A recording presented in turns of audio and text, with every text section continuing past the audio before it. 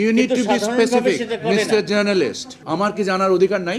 আমার ভুল ত্রুটি থাকতে পারে, ক্ষমা করবেন। উনি শেখ হাসিনার দোষ জানতে চেয়েছেন। সেই সময় আপনি না মানে কোয়েশ্চেনটা I am sorry, I need to stop you.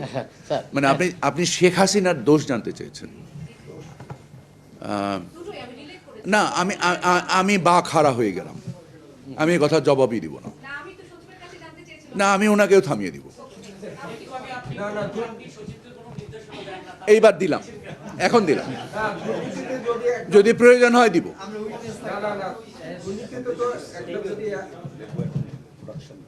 আমি অস্বীকার করছি না যে লেবুর দাম বেশি, এর মানে এই না যে আমি অস্বীকার করছি না মাছের দাম বেশি না। আপনি যেটা বলছেন মাছের দাম যতটুকু বেশি অতি সামান্য, এবং এই পরিমাণ প্রাইস যদি মৎস্যজীবীরা না পান, যারা মাছ চাষ করেন, তারা সারভাইভ করবেন না। কিছু কিছু জিনিসের পণ্যের দাম কমুক, এটা আমি চাই না। আলুর দাম কমুক, এটা আমি চাই না। ডিমের দাম আরও কমুক, এটা আমি চাই না। এটা আমার লক্ষ্য না, কারণ আমাকে তো সামগ্রিক অর্থনীতির বিবেচনায় আমার চাষিকে বাঁচাতে হবে। আমি সব জিনিসের দাম যে হু হু করে কমে যাক, of course that I don't want. Drinko এখন রিয়েল ফ্রুট পাল্প ও নাটে চেলি সহ নতুন প্যাকে নতুন স্বাদে। উপরেরও যেরকম একটা থ্রেশহোল্ড থাকা উচিত, নিচেরও একটা থ্রেশহোল্ড থাকা উচিত। বাণিজ্য সচিব চেষ্টা করেছেন গরুর দাম কমানোর জন্য, কিন্তু এটা আমদানির মাধ্যমে গরুর দাম অনেক কমানো সম্ভব, কিন্তু এটা সরকার এগ্রি করেন না। কারণ প্রাণী সম্পদ মন্ত্রণালয় না, শুধু তাই না, সরকারই এগ্রি করে না। বিকজ দেশীয় খামারকে ক্ষতিগ্রস্ত করে আপনি গরুর গোশত একটু কম খেতে পারেন, বাট আমার দেশীয় খামারিদেরকে বাঁচিয়ে রাখতে হবে। আমি যদি ব্রাজিল থেকে আধা দামে গরুর গোশত আনতে পারি, দরকার নেই আমার খাওয়ার। আমার কি জানার অধিকার নাই? আপনি অসত্য তথ্য দিলে আমি আপনার কাছে, আপনি 100% অসত্য তথ্য বলছেন। আপনি বলছেন বাংলাদেশের গরুর খামার বড় বড় গরু খামারি দ্বারা নির্দিষ্ট না। আপনার এই কথা সত্য নয়, 1 নাম্বার। 2 নাম্বার হচ্ছে বাংলাদেশের ডিমের খামার বেশ কিছু বড় বড় খামারির মানে পোলট্রি কোম্পানির সাথে সংশ্লিষ্ট।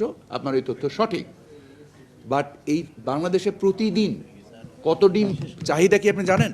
বাংলাদেশে প্রতিদিন 5 কোটির উপরে ডিমের চাহিদা। আপনারা যখন তথ্যগুলো সন্নিবেশ করবেন, দয়া করে অনুসন্ধান করবেন, যে বিষয়ে আমি আপনাদেরকে সবসময় অনুপ্রাণিত করি।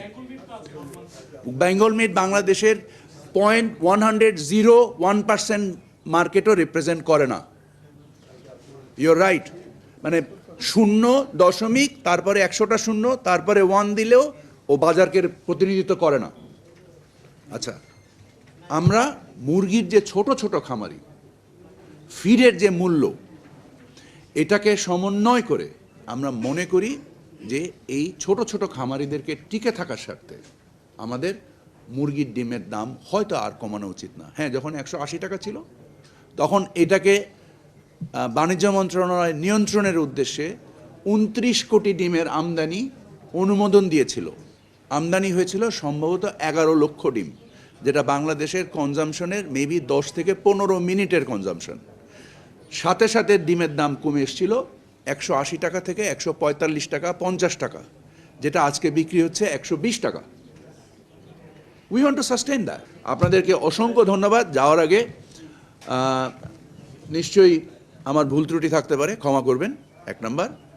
2 নাম্বার হচ্ছে যে আপনাদের কাছে কৃতজ্ঞতা যে আপনারা যে বিভিন্ন রকম প্রশ্ন করে আমাদেরকে জবাবদিহিতার মধ্যে রেখেছিলেন, এবং তা আমাদের কর্মস্পৃহাকে এবং যেসব জায়গায় আমাদের ভুল ছিল সেগুলো সংশোধনের জন্য আমাদেরকে অনুপ্রাণিত করেছে, স্পৃহা জাগিয়েছে। আমি একেবারেই কোনো ধরনের অভিজ্ঞতাভাবে সরকারে এসেছিলাম, যেটা আপনাদেরকে বলেছি, প্রচেষ্টার অন্ত ছিল না, চেষ্টার অন্ত ছিল না। আল্লাহর রহমতে সৎভাবে কাজ করার চেষ্টা করেছি, কোনো ধরনেরই কারোর প্রতি বৈষম্য করিনি, কারোর প্রতি স্বজনপ্রীতি করিনি।